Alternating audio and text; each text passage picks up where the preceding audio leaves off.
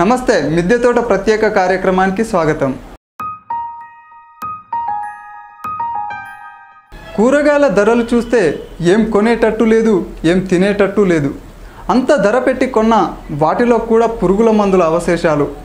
ఇలాంటి సమయంలోనే అల్వాల్లో ఉండే కుటుంబానికి అద్భుతమైన ఐడియా వచ్చింది. మన కూరగాయలు మనమే పండించుకుంటే ఎలా ఉంటుంది?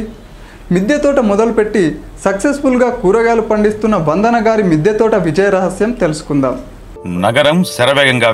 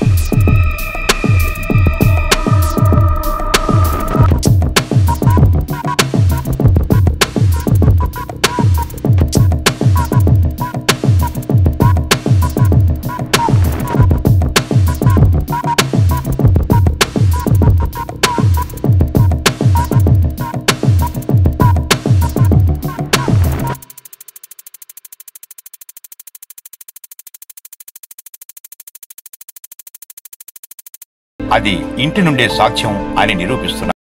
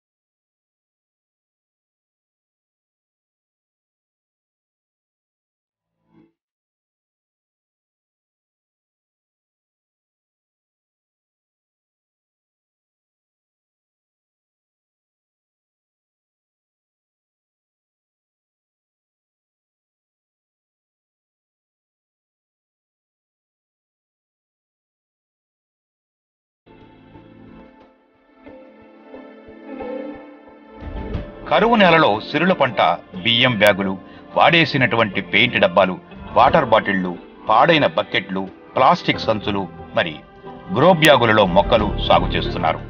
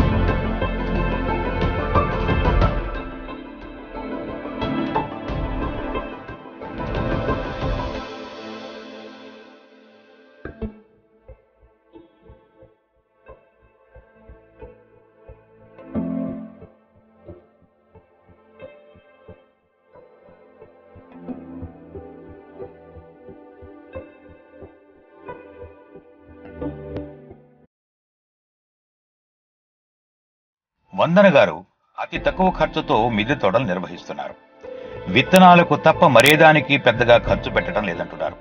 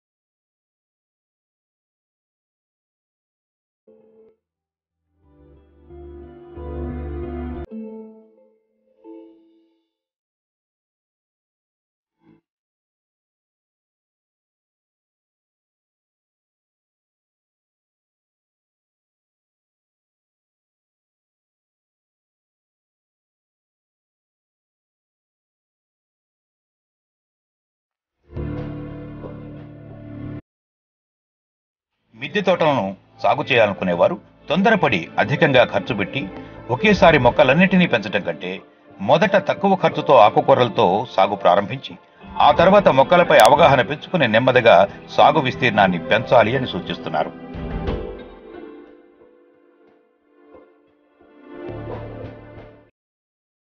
నమస్కారం అండి, నా పేరు డాక్టర్ విష్ణువందన.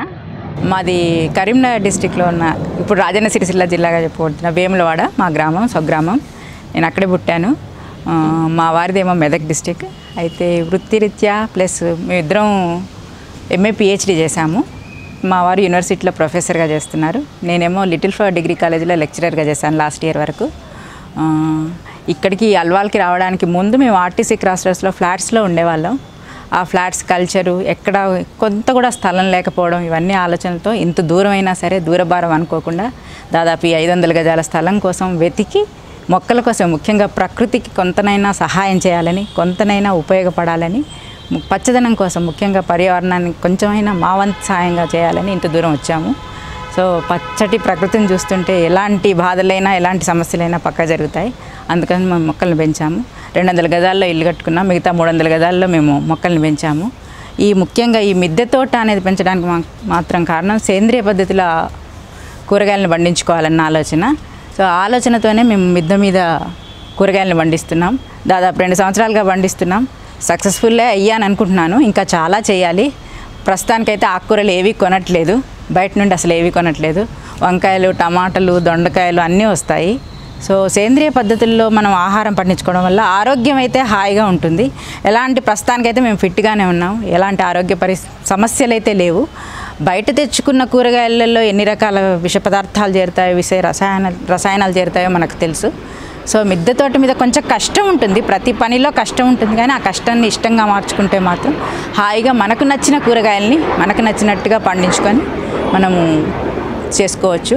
మీరు ఒకసారి చూస్తే మీకు అర్థమవుతుంది. టమాటాలు, ఆకుకూరలు, అన్ని రకాల ఆకుకూరలు ఒక 10-15 రోజులలో మనకు రావాల్సిన ఆకుకూరలు వస్తాయండి. కొంచెమే కష్టం ఉంటుంది.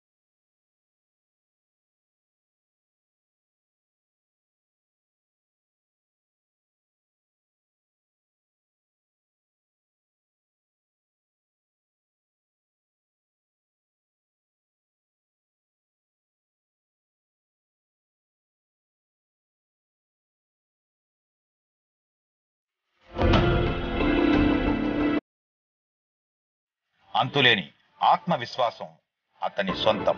మేడ మీద ఉన్న అతి తక్కువ స్థలాన్ని సద్వినియోగపరుచుకుంటున్నారు వందన.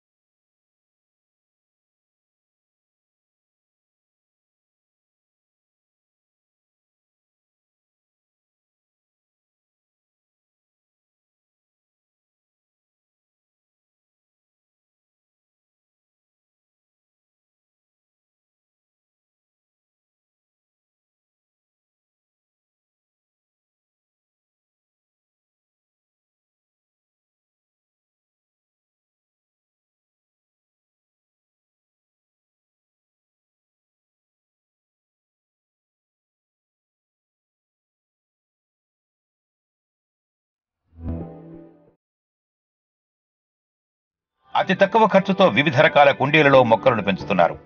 తీగజాతి కూరగాయల సాగు కోసం పందిర్లను కూడా అతి తక్కువ ఖర్చుతో నిర్మించుకుంటున్నారు.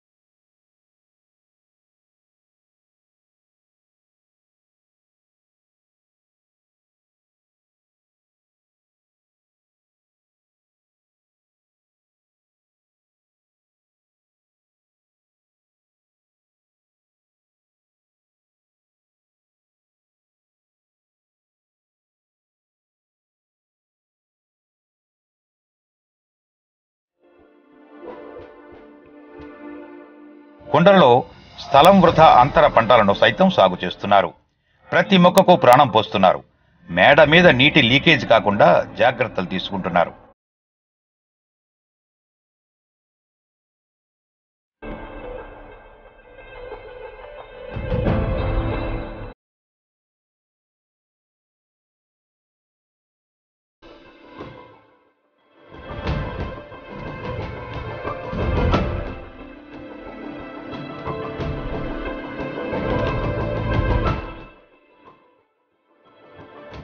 నేడు ప్రకృతిని ఎంతో కొంత ధ్వంసం చేసి ఇళ్ల నిర్మాణం జరుగుతోంది. కానీ వందన గారు ఇంటి వద్ద మిద్దెల మీద రూఫ్ గార్డెన్లు నిర్మించి ప్రకృతి రుణం తీర్చుకుంటున్నారు.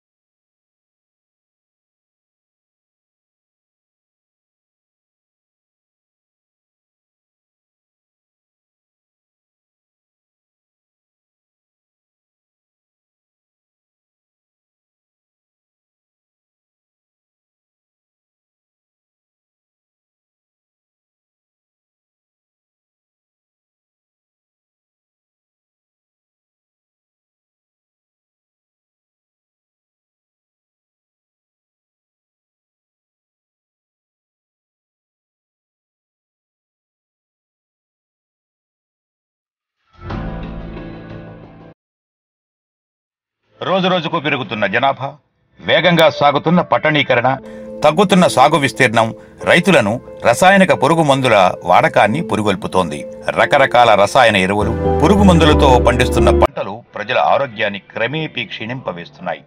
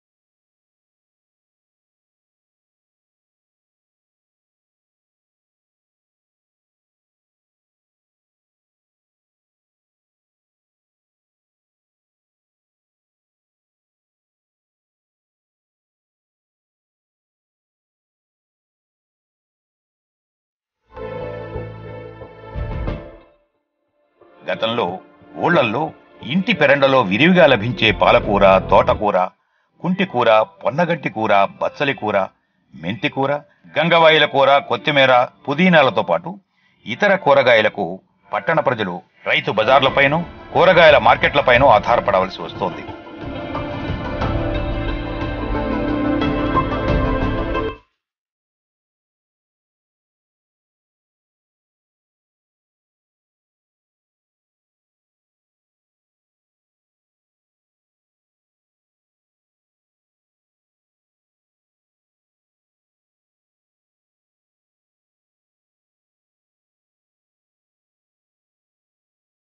సో మనం ఒక పద్ధతిగా విధానంగా పెంచితే, ముఖ్యంగా వర్మి కంపోస్ట్, మేము ఇంట్లో నుండి కూడా ఏ చెత్త కూడా వచ్చిన కిచెన్లో వచ్చిన వంటింట్లో వచ్చిన ఏ పదార్థాలను కూడా మేము బయటపడేయం. ముఖ్యంగా కూరగాయలకు సంబంధించిన వేస్టేజ్ కాదు, అదంతా నేను వర్మి కంపోస్ట్గా తయారు చేసుకుంటాను.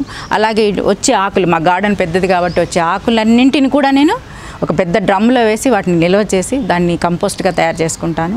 ఏది బయటపడేయము, ఒక్క ప్లాస్టిక్ సంబంధించింది ఏదైనా ఉంటేనే బయటపడేస్తాం. సో ఈ రకంగా కూడా కొంత పర్యావరణానికి నా వంతుగా నేను చేస్తున్నానని అనుకుంటున్నాను. సో కూరగాయల విషయానికి వస్తే మాత్రం అన్నీ పండించవచ్చండి. మనం చిన్న చిన్న తొట్లల్లో కూడా అన్ని రకాలుగా పండించవచ్చు. సాధన చేయాలి, కాకపోతే వాటికి కొంచెం కేర్ ఎక్కువగా తీసుకోవాలి. చిన్న పిల్లలకు కదా తీసుకున్నట్టుగా తీసుకోవాలి. మనం అన్ని సేంద్రియ పద్ధతుల్లో, ముఖ్యంగా చౌహాన్ క్యూబ్ పద్ధతిలో అన్నిటిని వాడితే అవి ఎంత హాయిగా పెరుగుతాయో, మీరు అంత బలంగా పెరగడం చూస్తే కూడా విచిత్రంగా ఉంటుంది. నా వెనకాల మీరు చూడొచ్చు, బచ్చల తీగ ఉందో చూడండి. ఆ బచ్చల తీగను చూస్తే అందరూ ఆశ్చర్యపోతారు, అసలు అంతంత పెద్ద ఆకులు ఏంటి, ఆ బచ్చల ఆకులు ఏంటి అని అంటారు. దానికి ఏమి చేసింది ఏం లేదండి, వచ్చిన వ్యర్థం ఆకులు పడి ఎండాకాలంలో రాలిన ఆకుల్ని కిందేసి పైన మట్టేసి పెట్టానండి, అంత పెద్దగా వచ్చింది. సో అలాంటివి చూడడానికి అంటే ఆ ఆనందం అనేది తీసుకున్నా కూడా, వాటిని మనం ఆహారంగా తీసుకున్నా కూడా మంచి టేస్ట్ ఉంటుందండి, రుచికరంగా ఉంటాయి. మనం బయట నుండి తెచ్చుకున్న ఆకుకూరల్ని మీరు గమనించండి, ఒక రకమైన వాసన వస్తుంటుంది. ఇలాంటి వాసన మాత్రమే మనకి ఇక్కడ ఉండదు. సో ప్రతి ఒక్కరు కొంత స్థలం చాలు, ఒక రెక్టాంగిల్లో ఉండే 2 ఫీట్ ప్లస్ 1 ఫీట్ ఉన్న చిన్న చిన్న టబ్బులలో కూడా మనం ఆకుకూరలు పండించుకోవచ్చు. చిన్న చిన్న మెథడ్స్. ఆ ఆకుకూరల వల్ల ఏంటిదంటే మనకు 7 days 7 ఆకుకూరలు వస్తాయి, సరిపోతాయి. మనం బయటకు వెళ్ళాలి. అన్నీ ఎలాగో న్యూక్లియర్ ఫ్యామిలీలే, కంబైన్డ్ ఫ్యామిలీలు లేవు, ఇంట్లో 2-3 కంటే ఎక్కువ ఎవరు ఉండట్లేదు. సో సరిపోయాన్ని మాత్రం ఫస్ట్ ఆకుకూరలు వస్తాయి. ఆకుకూరలతో ప్రయత్నం చేయాలి. సో ఇది అందరికీ తెలియజేయాలన్న ఉద్దేశంతోనే నేను మిద్దె తోట చాలామందిని నేను ఎంకరేజ్ చేస్తుంటాను, మొక్కల్ని పెంచండి, మొక్కల వల్ల మనకున్న వనం ఉంటేనే మనం అనే స్లోగన్ కూడా నేను ఎక్కువ అంటుంటాను. వనం ఉంటేనే కదా మనం, లేకపోతే మనకు ఆక్సిజన్ అనేది ఉండదు, ఏమి ఉండదు. సో ఆకుపచ్చదనం కోసం అందరూ ప్రయత్నం చేయాలండి. మొక్కలు మాత్రం అందరూ పెంచుకోవాలండి. మనం ఆర్టిఫిషియల్ వాటి మీద, ముఖ్యంగా కృత్రిమమైన వాటి మీద ఏసీలు వేసుకోవడానికి అలవాటు పడ్డాం, కానీ మొక్కలు పెంచుకోవడానికి అలవాటు పడలేదు. ఏముందిలే అనుకుంటున్నాం. ఈజీ టెక్నాలజీకి అలవాటు పడి కొంచెం కష్టమైన పనులన్నింటినీ పక్క జరిపాం. అది కాదు, మళ్ళీ పాత తరానికి వెళ్ళాలి, ప్రకృతి దగ్గరగా వెళ్ళాలన్న ఆలోచనతోనే నేను ఇవన్నీ మొదలుపెట్టాను. కష్టం దేంట్లో అయినా ఉంటుంది, ఎందుకంటే మన పాత తరానికి ఇప్పటి తరానికి సుఖానికి అలవాటు పడ్డాం కాబట్టి ఇవన్నీ కష్టం అనిపిస్తుంది, కానీ దీనిలో ఉన్న ఆనందం మీకు ఇంకెక్కడా దొరకదు. సో అందుకని అందరూ తప్పకుండా మిద్దె మీద పండించడం అనేది ఒక అద్భుతం అండి. చూసే వాళ్ళకు కూడా విచిత్రంగా అనిపిస్తాయి.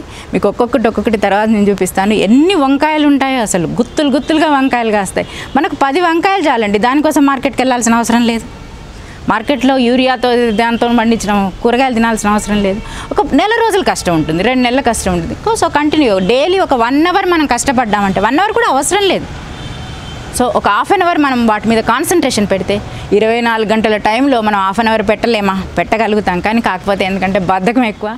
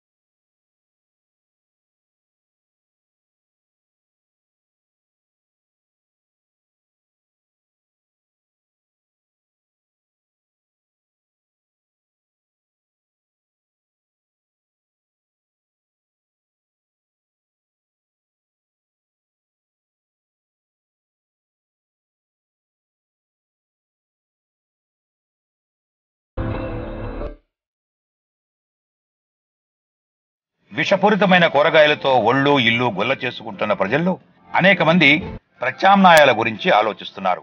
అలాంటి వారికి మిద్దె తోటలు, రూఫ్ గార్డెన్ చక్కని పరిష్కారాన్ని చూపుతున్నాయి. ఇంటి కప్పుపై వృధాగా ఉన్న స్థలంలో సేంద్రియ ఎరువులతో కూరగాయలు పండించుకుని ఆరోగ్యకరమైన జీవనాన్ని గడపాలని అనుకుంటున్న వారి పాలిట మిద్దె తోటలు కల్పవృక్షాలుగా మారుతున్నాయి.